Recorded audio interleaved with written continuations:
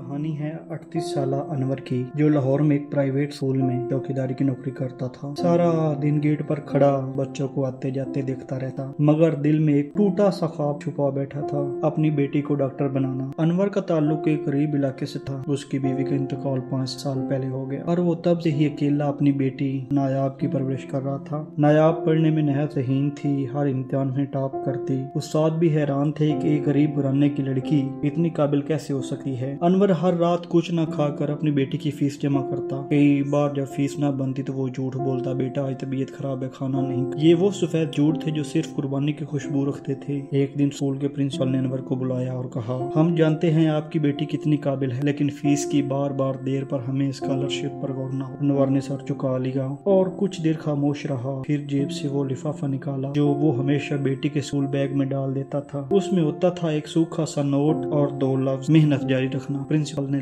लिफाफा देखा और बेसख्त आंखें भर आई। नायाब को स्कॉलरशिप मिल गई। वो FSC के बाद MBBS में दाखिल हो गई। 5 साल बाद जब वो हाउस जॉब मुकम्मल कर गई, पहली बार सफेद सूट पहनकर घर आई तो अनवर ने उसे गले लगाया और कहा, अब मैं सच बोल सकता हूँ बेटा, मैंने कई बार भूखा रहकर तुझे पढ़ाया, पर अफसोस कभी तुझसे कुछ नहीं छुपा सका सिवाय एक चीज के। नायाब ने पूछा,